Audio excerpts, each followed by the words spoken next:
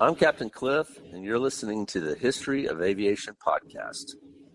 Well, here we are again for another episode of the History of Aviation podcast. I'm Derrick Beeler. Thank you to all of our listeners, first off, for being dedicated to this and being an aviation enthusiast and having the emotion towards it and supporting this podcast. We can't tell you how much we appreciate it. We got a good one for today, a very interesting one. But before we dive in, let's start with the crew. Will D, how you doing, bud? Fantastic as always, ready to go. Always ready. Shae Jones, producer extraordinaire, turning all the buttons, twisting all the knobs, muting us when we need to be muted. How's it going, Shae? Mm-hmm. Oh, I'm doing good. Willie, you and I did this at the same time. Did you notice that? I did. I'm happy to be here, man. Always. Good stuff. Julien Martinson, how are you doing? Hey, guys. Thank you for having me on the podcast today. I'm doing well. And it's truly a pleasure to be invited on the History of Aviation and to contribute to this exciting podcast. And, Julien, I pick on you specifically for this podcast because, I've been a passenger on a lot of flights. And we want to get to our destination, man. We want to get down to Destin, Florida from Tennessee, and we want to just get there. So we, on the previous episode, Will mentioned we all jump on looking like Jimmy Buffett, right? And we just want to get to our destination. But you know what we don't think about? We don't think about the flight crew, specifically flight attendants, and the training that you yourself, Julien, has gone through as a flight attendant. Almost we ignore you. Oh, the flight attendant wants me to buckle my seatbelt, man. What is going on here, right? I want to get to Destin and play Margaritaville and drink some margaritas, right? We don't think about my seat back half an inch without getting yelled at. Exactly. So, we just jump on the plane and we take flight attendants for granted, specifically the safety training that they go through. And that's what we're talking about on this episode. We're talking about flight attendants and the safety training that goes into that. But before we get into that, Julien, can you give us a brief history of just the role itself? Well, the evolution and the glamour of aviation and flight attendants has evolved significantly over time. In the 1930s and 50s, early stewardesses were hired with nursing skills, and they were a glamorized image of aviation, and they were hired with certain age restrictions and weight restrictions and gender requirements. And so the era was much, much different in those days. And then as the industry evolved in the 60s and 70s and 80s, airlines tried to compete with the cruise lines. And so it was what we know as the golden age of aviation, where it was hot meals were served, and they were flight attendants came around the aisle with roast, and they would slice the roast, and they had salamis and fresh fruits, and people were served similar to like on a cruise ship. And the experience was really elegant and very posh and luxurious. But then in the 1990s and the early 2000s, we had increased diversity. It was the end of outdated restrictions and the introduction of a more advanced safety procedures. And so the industry evolved, and they wanted to curb the accidents and incidents. And so this was reflected in the training that flight attendants got. And then post 9/11 to today, flight attendants and the whole aviation industry is more focused on security responsibilities, focused on risk management, conflict de-escalation, medical response, as well as federal regulations. And so the industry has changed a lot over the years. But one thing that I recall strictly was my emergency drills. And we had to go through this over and over again in English and in French in Canada, because those are our two official languages. And we'd say, emergency, bend down, stay down, urgence, penchez-vous, restez penché. And 20 years later, these drills kept coming back into my head. And I would have dreams or nightmares of being called by crew skid to board a flight last minute, and the uniform didn't fit, and I had to scramble for an airport pass, and on and on. And so you dream about all these things 20 years later after you're no longer done the career. And so some of these things really stay with you. And so this is how the training actually has impacted my life. And fortunately, I wasn't involved in an aviation accident, but the training was prepared for that. And with Air Transat, our training was 6 weeks, of which half a day was dedicated to cabin service. So this just kind of puts a little bit of perspective on the emphasis that airlines put on flight attendant training and what the passengers perceive. Well, and that's interesting because, we talk about aviation all the time. That's our pretty much, me and Will are close in distance from each other. So we hang out and talk about different things in aviation. But, it often comes to mind, Will, I've always wanted to be that guy, and Julien, that they give you the responsibility of sitting by the door. Right? I mean, does not everybody here and all the listeners can chime in on this in the comment section of any aviation enthusiast are you responsible to sit by the door? I don't know what the whole spiel is exactly, Julien, but you ask that person if they're, are you responsible enough to sit by the door? And I don't know where you are on that, Will. Yes. I'm 100%. Yes. And I know Shae's the same way. It has happened to me once. Oh man, I was sitting right there on the emergency exit road, and the attendant came to me and said, "In the event of emergency, are you prepared to act as the one in charge of this door to get it open?" You stood up and saluted. And no, I don't think I was that enthusiastic about it, but in my mind, it definitely, it's one of those things. I think it's just one of those primal things as a man where you fantasize about saving everybody or whatever it is. Yeah. Obviously, you don't fantasize about an emergency situation of being involved in an aircraft incident, but when you think of modern incidents of solely landing on the Hudson, getting that door open, the raft inflating, and getting people out the door, you're that guy. That would be something crazy. I don't want to compare it to being something awesome or anything, because obviously not awesome. But as a man, that does go through your mind. Yeah, and Shae, I can't ask Julien this question because Julien is the safety guy. He's the dude. But Shae, have you ever got to sit beside the emergency door and been left that responsibility? No, I've never had that pleasure. I've always tried specifically not to. I like it. I usually try to, because usually when I fly, it's mostly to Brazil to see my in-laws. And I try to, because usually with those planes, you have the back section. And then there's like that middle area where you have the bathrooms and then the kitchen and all that. But there's usually a large area that's not technically the exit row, but there's a large area in front of you. So I try to choose that section over the exit. Although I will say choosing the exit is wider for that reason. So that would be a good way to, if you're a big and tall someone, it's a good avenue to take to make sure you have the leg room. It's a good place to be for sure. And Julien, I guess the burning question is, what do flight attendants really do? Well, typically a day in a flight attendant, or you get a schedule or you're on call, and then you have to report to the airport an hour and a half before your flight for your briefing. And so for international flights, that briefing is held in the crew room. However, for domestic flights, typically it's on board the aircraft for the sake of efficiency.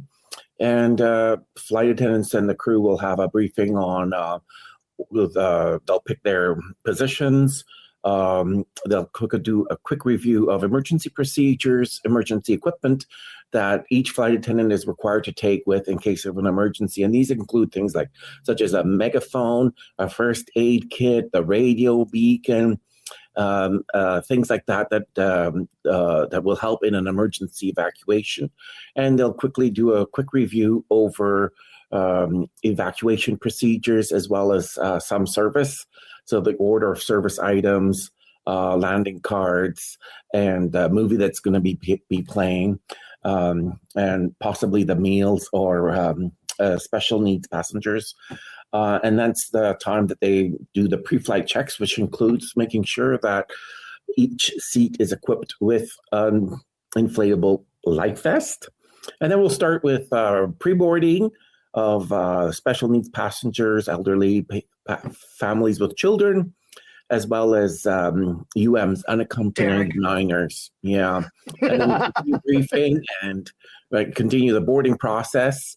And then we close the doors and we push back. And that's when the pilot will say, flight attendants, please arm your doors and cross-check. And so that's when the flight attendants will arm each door, and then they'll cross-check to make sure the opposite door is armed. And so they arm the door, and you put the little strap across to indicate that the door is armed, meaning that if you pull open the lever, the door will open and the raft will inflate. And keep in mind that those rafts, those slide rafts, they cost about $150,000 to install. And it's a flight attendant's worst nightmare to pop a slide, because that will put the aircraft out of commission for 3 days. So it's not a matter that it will break. It's just that it takes the plane out of commission for 3 days. It does, yeah, because you have to do a safety report and disconnect that slide raft and then order a new one and install it, and has to be checked and then put the plane back into commission. So it's not a quick fix by no means. It's a big deal. And for sure, you're going to be called into the office and have a Hey, what happened? Exactly. Do they test those? Like, you know how some businesses have like fire drills, schools have fire drills. Do they ever do that with the rafts? So it is part of the training. So in our case, we had a slide raft installed in the training hangar. And so you would go up a set of stairs, just like in grade school on the playground. You go up the stairs to the slide, and there was a little platform. And one by one, we were able to jump down the slide raft, go wee, and then you land. And it was a lot of fun. We were allowed to do 2 runs, and that's it, because otherwise they would keep us busy all afternoon. And keep in mind, the class had 15 people. So if everybody has to do 2 goes, then, you're there for 20 minutes, everybody jumping down. And we did have to sit in the slide raft with our vests. However, they weren't inflated. And so they have the slide raft, and we all have to climb inside and put the vest on and bounce around a little bit. So you kind of get the feel of what it's like to be in a slide raft and sitting and stuff. However, there's some things that were not functional. For an example, the smoke hood. So if there's a fire, you have to fight the fire with a smoke hood. But under real circumstances, the smoke hood is equipped with an oxygen canister, and you have to pull the pin, and that little generator will generate oxygen for you. However, during training, that component is disactivated. And so you put the smoke hood on and then go through the motions of putting out a fire during the training. But in real life, those smoke hoods do have oxygen canisters, and you do have to pull that pin to generate oxygen in order to fight the fire. And keep in mind, the fires on board the aircraft are extremely toxic because of all the materials and a lot of smoke. And so very quickly you get a lot of smoke in the cabin. Yeah. You can no longer see. Yeah. And Julien, what is the difference between passenger protection and airline expectations? Well, the passenger's perception is that flight attendants are there for cabin service and making the travel experience an enjoyable one. And this is why flight attendants often have that very bougie airline voice. But the reality is that flight attendants are there for the safety of passengers and sometimes for the de-escalation of conflict resolution, de-escalation of management, emotional management. Travel can be very stressful, especially for people with children or people that don't travel often and they're displaced. They don't know where they're going. It's the first time in an airport. They get lost. They get misconnections. There's a lot of pressures going on. And so passengers often reach out to flight attendants for assurance, for guidance. And I always loved giving a guidance to my passengers. I said, and when you get to Cancun, and don't forget to go to the market and cross the street, and customs is like this, and you can get a cab and go there. And this is how much it costs. So they really ask you a lot of questions. And I always pride myself in knowing the name of the states that we're flying to. So it was Cancun, Quintana Roo, and the other one was Puerto Vallarta, Jalisco, and so you know the states that you're all going to, and using the languages and stuff. So it's a lot of fun. It's a great job, and so anybody that's looking to explore the world and get paid for it, the flight attendant career is the one for you. Yeah, absolutely. And how has that role changed today? So today, post-pandemic, most airlines focus on hygiene, conflict handling, mental wellness, the adoption of new technology. The cabins will change a lot with individual screens to panoramic screens. So those are ones that curve right around, particularly for those passengers flying business class. Digital safety manuals, biometrics for crew check-in and real-time incident reporting, and more inclusive hiring for a gender-neutral uniform. So some airlines are coming in with sneakers for airport crew as well as airline crew. And so that's an effort to make females a little bit, they have to wear, or before they have to wear high heels in the airports. And so now with the sneakers, it's a more gender balanced uniforms. However, I've also heard of some Australian airlines where dudes are allowed to wear makeup and they incorporate diversity in people's backgrounds. So you'll see some changes in flight attendants moving forward, as well as flexible cabin configuration. Some airlines have cargo and passenger configurations, and so there's a separation, a wall that separates the cargo from the passengers, and that wall can be moved. So depending on how much cargo they want to take on a plane, then they have to remove a few seats, and then this wall can be repositioned. So you'll see some of that, and an emphasis on human factors and emotional intelligence, which are key to supporting culturally diverse passengers and the need of our globalization. So I've got a question about that, about one part of that.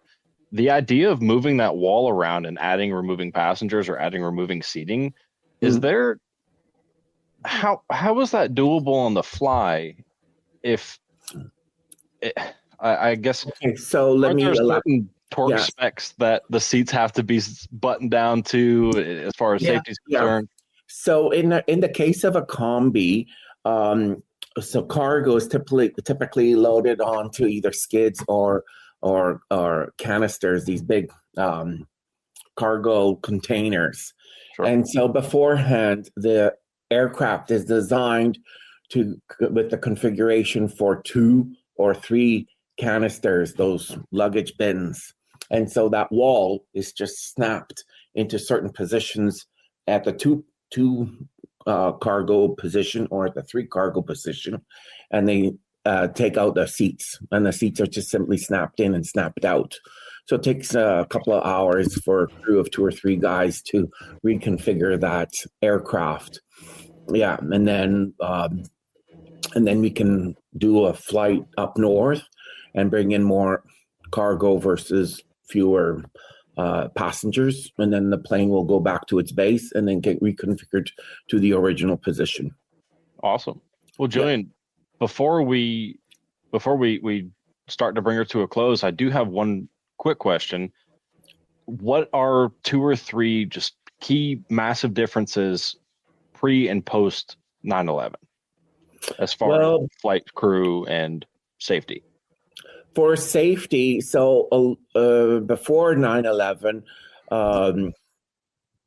there's less screening and screening for passengers on the screening. But since 9/11, so the TSA has imposed more stricter protocols for hand luggage and this type of stuff.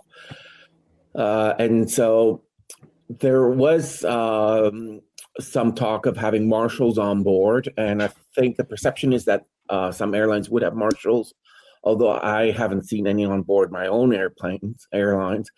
There's that slight fine line between regulation and imposing safety protocols and keeping in mind the passenger expectations that they want a smooth travel experience and without a lot of inconveniences.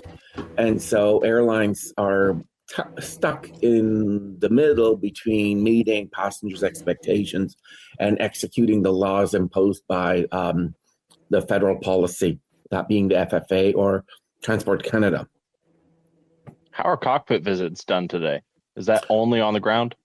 They're not allowed at all. It used to be that you could do cockpit visits. Now they had cockpit doors that are completely reinforced, and now they're coming up with a second door by the galley. So it'd be 2 doors, one for the cockpit and 1 door for the galley. I don't know exactly when those doors are going to be imposed, but it means that they have to reconfigure those walls and make sure that there's some type of access protocol, which complicates things yet a second time. So as soon as you put in one protocol, it means that you have to adapt the new protocols to access that area. Sure. Access protocols being in the event of like a medical emergency within the cockpit or a fire in the cockpit or something like that. Oh, well, that kind of things. But in some cabins, you have business class, and then you have a galley, and then you have a washroom, and then you have the cockpit. And so in order for the business class passengers, they would have to access the washroom, and so they may have to go through that first door, which kind of creates a breach. And if you have the galley on one side, then having flight attendants going in and out of the galley into the cabin, going through the secure door that's open 300 times in a flight, kind of creates a lot of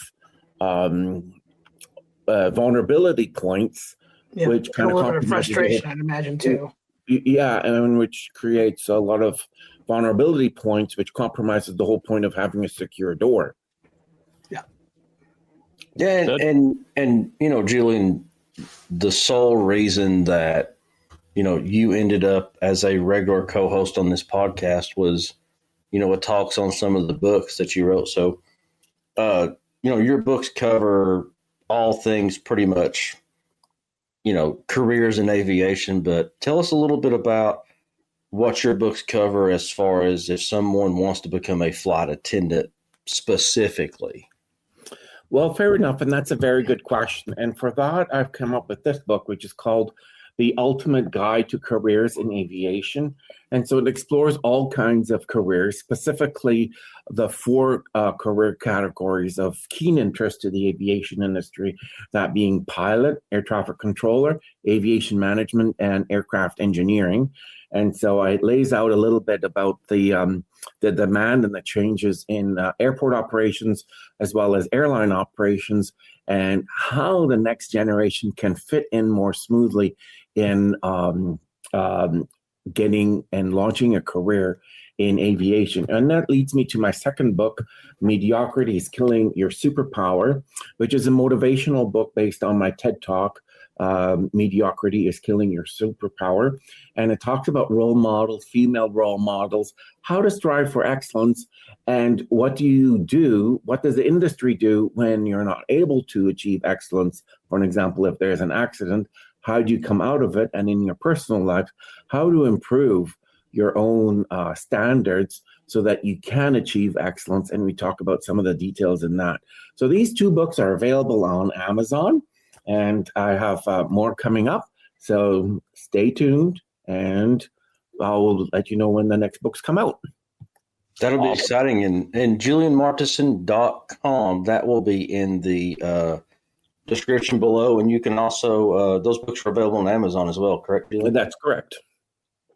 And all things History of Aviation podcast. You can find us on Instagram, TikTok. We got the shorts going on TikTok, guys. How exciting is that? We got the shorts and the full podcast, Shae, over on YouTube. So you can get actually on YouTube, if I understand correctly, you can get the audio podcast. You can get the full video podcast as well as the shorts. Yeah, it took us a little bit to realize, but we realized that the podcast was getting shared with YouTube, just the audio version, and then I would go right behind it and upload the video version. So I created two playlists, one being the audio and the other one being the video. That way, if you want one or the other, you just click on whichever playlist you want and just go with that. Because sometimes you want to watch, and other times you just want to listen. Yeah, exactly. And then that's the service that we give here. Watch, listen, shorts, bloopers. We've got blooper reels, which we always come up with plenty of those. But Julien, thanks so much for all the. What's that? Some golf videos. Yeah, golf videos. Oh, yeah, there you go. That was exciting and fun. So, yeah, Julien, man, I appreciate the info. I don't know much about airlines, and you're always bringing something to the table about airlines that I didn't know. So, not only do I host this podcast, but I also learn from it. Well, thank you guys so much for having me on the show. It's truly a distinguished pleasure. So this is where we give a salute to flight attendants and what they do. And thank you, all flight attendants, for your service. Thank you. Right on. And Julien, thank you so much for your insight and your knowledge. Thank you. It's a pleasure. For Will D., Julien Martinson, Shae Jones producing, I'm Derrick Beeler. Thanks for listening to the History of Aviation podcast.